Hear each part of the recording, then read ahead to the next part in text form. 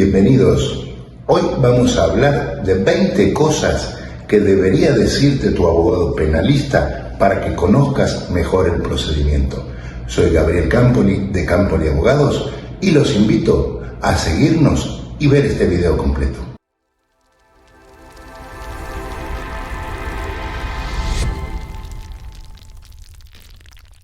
20. La decisión de liberar a una persona detenida en 48 horas depende exclusivamente del fiscal o MP y no de lo que haga o diga tu abogado defensor. Esto basado en que esa facultad de investigar o decidir la retención o no de una persona o ponerlo a disposición de un juez de control está basada en el artículo 140 del Código Nacional de Procedimientos Penales.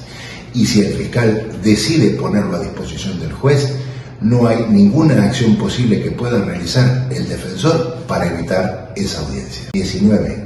No solicitar las 72 o 144 horas para la vinculación al proceso y aportar pruebas siempre es en perjuicio del imputado. Justamente esa facultad que otorga la Constitución al imputado para preparar su defensa durante 72 o 144 horas es lo que le permite presentar pruebas en su favor para tener la posibilidad de evitar la vinculación al proceso.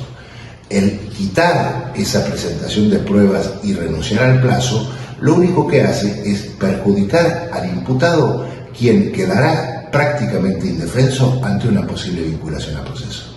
18. Siempre tienes la posibilidad de cambiar de abogado, sin límite y tener la cantidad de ellos que consideres. El artículo 20 constitucional otorga la facultad a las personas imputadas o acusadas o incluso en la audiencia de juicio de designar al defensor que sea de su agrado o de su confianza y no pone un límite de cantidad de abogados. Lo único que podría ocurrir es que en la audiencia el juez solicitara que hablaran por turnos los abogados que designes. Pero recuerda, siempre, en cualquier momento del proceso, podrás decidir optar por un abogado diferente. 17. Los únicos abogados que pueden defenderte en audiencias son los que cuentan con cédula profesional para poder estar presentes a tu lado en ellas. El artículo 20 constitucional otorga el derecho a una defensa técnica adecuada y esta solo puede ser ejercida por un abogado titulado y con cédula.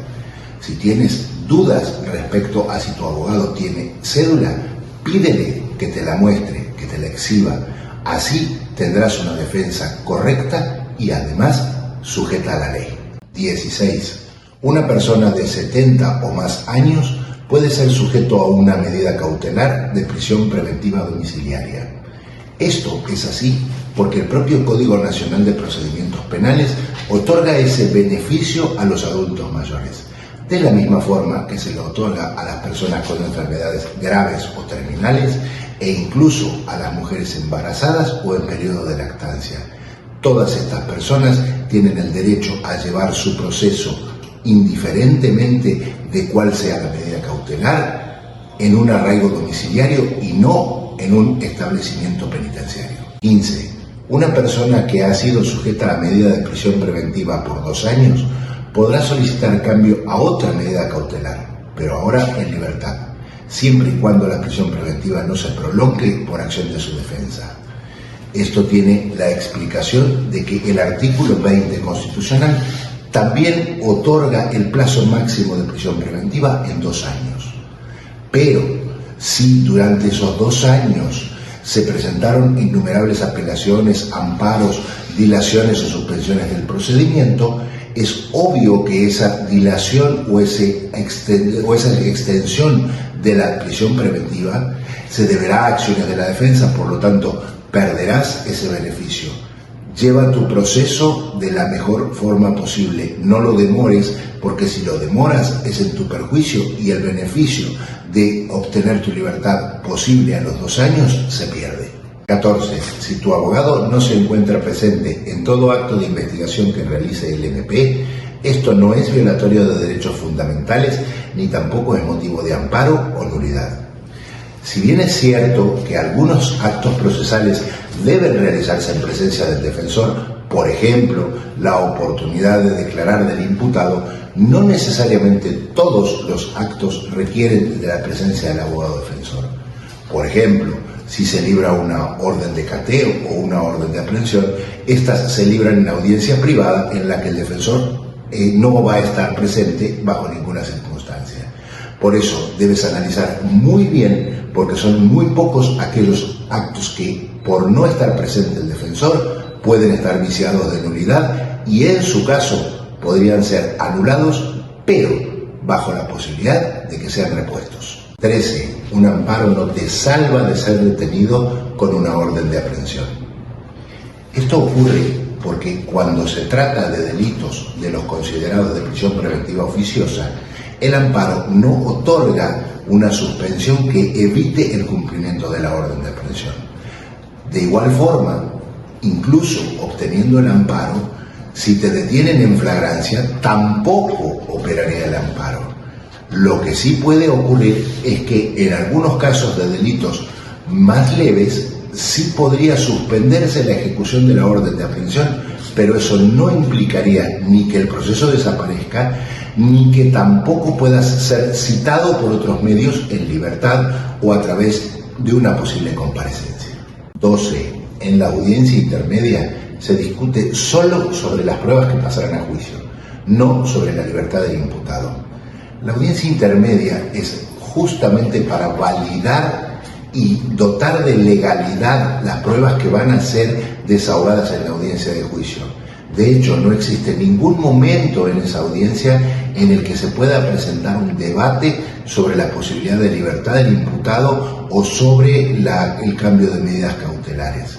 ¿Por qué? Porque justamente esta audiencia es preparatoria para llegar a la audiencia de juicio, donde de obtener el sobreseimiento sí se podría obtener la libertad.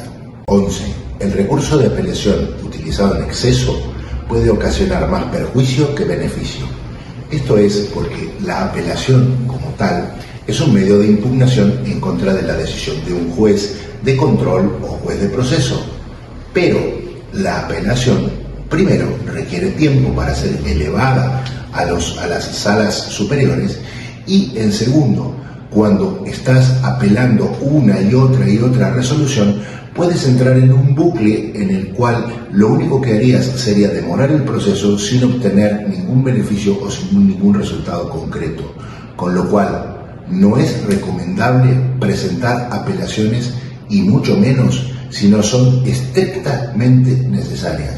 Aunque, consejo, trata de no presentarlas hasta que apeles la sentencia definitiva. 10. La suspensión condicional del proceso, de concederse, te otorga la libertad, pero no cumplir con sus condiciones te pone en riesgo de ser reaprendido. Esto es porque la suspensión condicional del proceso justamente se trata de detener el proceso para que tú cumplas con algunas condiciones. Si las cumples de manera completa, finalmente el juez podrá decretar que se sobresee tu asunto penal. Pero mientras estás bajo la supervisión del juez en el cumplimiento de las medidas, cualquiera de ellas que incumplas puede hacer que el juez ordene tu reaprehensión y estarías en la misma situación que estabas antes del otorgamiento. Es decir, la suspensión no termina el proceso. No puedes desaparecerte ni dejar de cumplir las condiciones que se te impongan. 9. Interponer un amparo en contra de una citación a cualquier audiencia pública es improcedente. Esto es así porque la audiencia en sí misma a la que estás siendo citado no es un acto de autoridad que te imponga una carga. Simplemente tú decides si asistes o no asistes a la audiencia.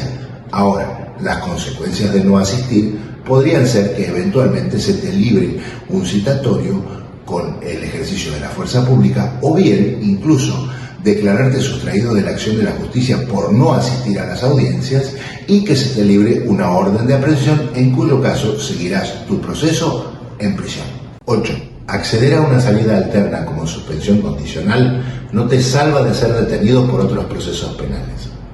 La suspensión condicional es del proceso. Eso significa que solo aplica para aquel juicio en el cual se te otorga, no para procesos penales diversos. Incluso puede darse el caso de que tienes 3 o 4 delitos en el mismo proceso y solo te den la suspensión condicional para 1 o 2 de los delitos en el caso que aplique, en cuyo caso deberás además seguir el proceso por los delitos restantes. 7. Para que puedas firmar un acuerdo reparatorio, no debes haber firmado otro en los 2 años anteriores.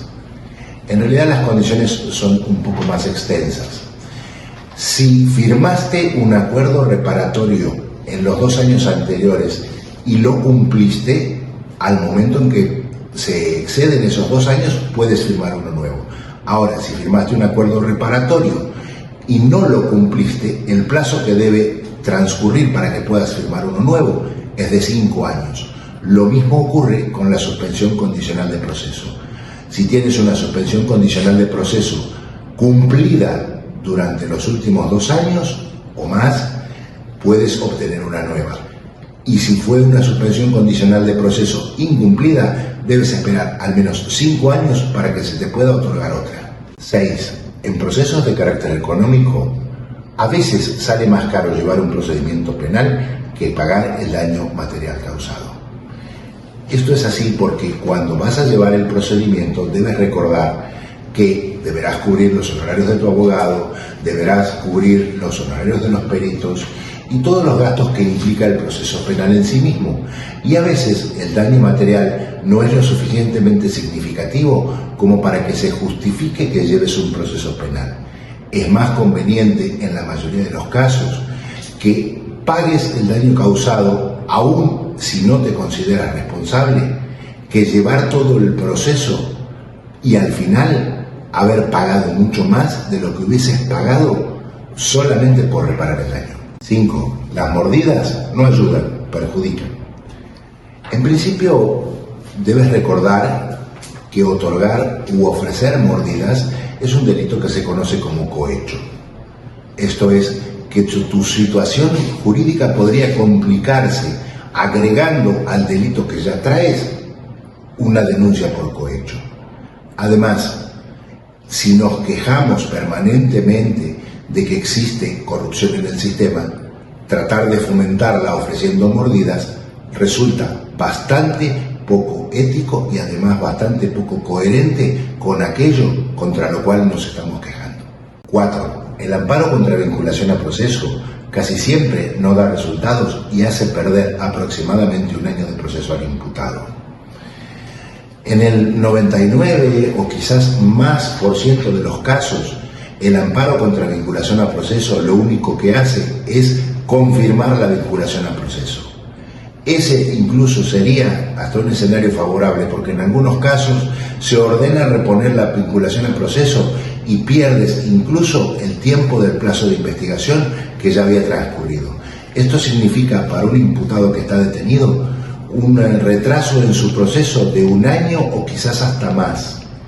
Y además recuerda que, como ya hemos dicho, ese año no cuenta en tu favor para los 2 años de prisión preventiva, con lo cual estarías ya después de transcurrido 1 año, 1 año y medio o 2 de proceso, en la misma situación que estabas al inicio, habiendo presentado un amparo que no te dio ningún resultado.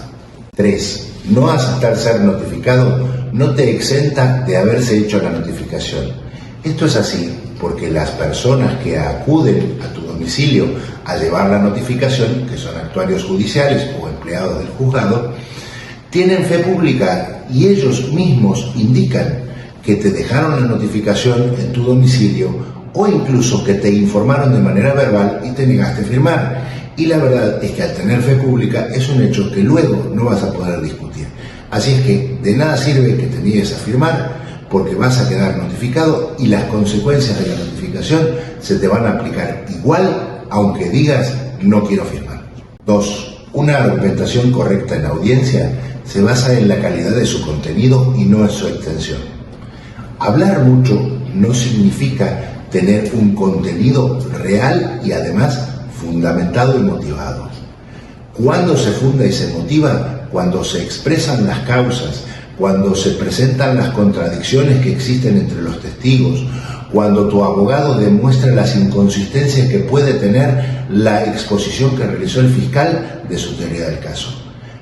Eso implica hablar de manera coherente, de manera hilada, de manera permanente, enfocado en el objetivo de demostrar tu teoría del caso o, en su caso, que no quede demostrada la de la Fiscalía. Obviamente, dependiendo de la cantidad de declaraciones y de pruebas que haya habido en el caso, la argumentación puede ser más larga, pero la calidad está muy separada de la cantidad. Hablar mucho no significa hablar bien. 1. Un amparo en el que se señalen autoridades responsables inexistentes es improcedente. Es evidente que no puedes ampararte o un juzgado de distrito no puede otorgarte un amparo contra una autoridad que no existe. Si tú estás señalando mal los datos de las autoridades en el amparo que estás presentando o tu abogado puso nombres o datos de autoridades que no existen, es seguro que el juez de distrito rechazará ese amparo y no obtendrás ningún resultado. Muchas gracias por acompañarnos en este video. Solo queda invitarte a que te suscribas al canal, le des clic a la campanita para que lleguen las notificaciones de nuevos videos y pues reiterar, gracias por acompañarnos, por seguirnos y por permitirnos estar a tu lado con nuevos consejos legales.